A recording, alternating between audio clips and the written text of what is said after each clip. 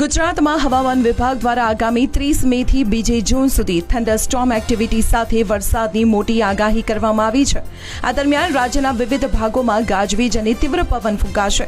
ખાસ કરીને 30 અને 31 મેના રોજ કચ્છ, બનાસકાંઠા, સાબરકાંઠા, પાટણ, અરવલ્લી અને મહીસાગરમાં ભારે પવન સાથે માવઠું વરસી શકે છે।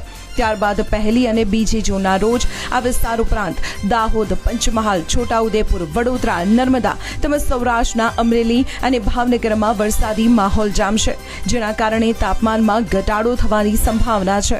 30 मई से लेकर 2 जून तक इक्का दुक्का स्थानों में बिजली गिरने के साथ और मेघ गर्जना भी साथ बारिश होने का आइसोलेटेड प्लेसेस में होने का संभावना रहेगा।